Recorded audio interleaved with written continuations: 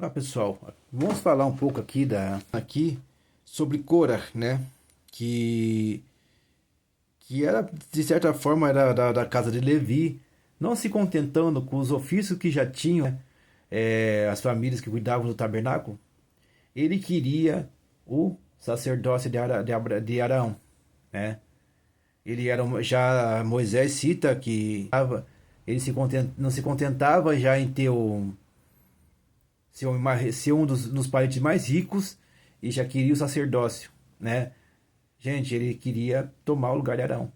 Achava que achava que Moisés estava favorecendo Arão, né? Então, Moisés lançou o desafio, né?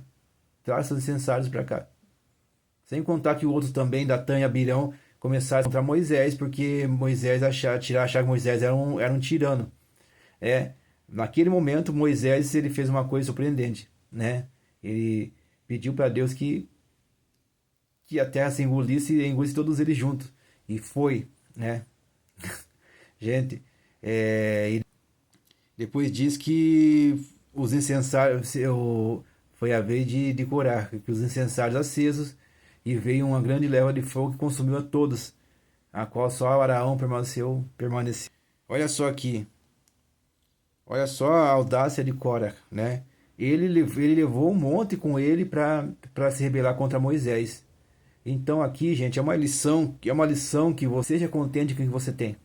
Seja contente com o que Deus te deu, certo? E, e não fique desejando usar o lugar dos outros. Aquilo não é para você, a provisão que Deus te dá, certo? Olha só o que ele fez. Corá, aqui no capítulo 16, né, de Números.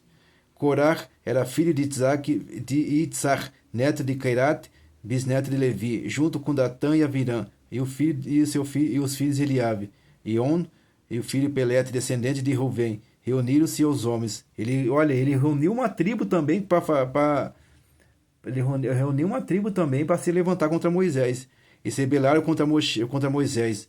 Aliaram-se a eles 250 homens de Israel, os líderes de comunidades menos importantes do conselho, homens de bom conceito, e se uniram contra Moisés e Araão e disseram-lhes: Vocês valorizam demasia final, toda a comunidade é sagrada, e todas as pessoas de Adonai, todas as pessoas de Adonai, está então só vocês se elevam acima da Assembleia de Adonai? Olha só, gente, o grande erro de um líder que se revela, ele fez o papel de diabo ali.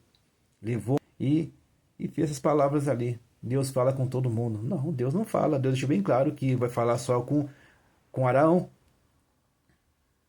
Gente, toma cuidado com isso, certo? Essa semana esse livro aqui e vimos que foi uma das revoltas que fez com que Deus tomasse certa atitude contra aquela geração, certo?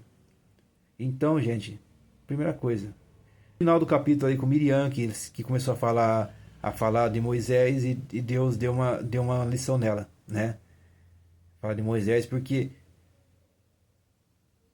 não tem nada contra você falar de um líder, tá? Mas desde que você se levante quando ele se tem certeza que está fazendo errado. Moisés se casou de novo.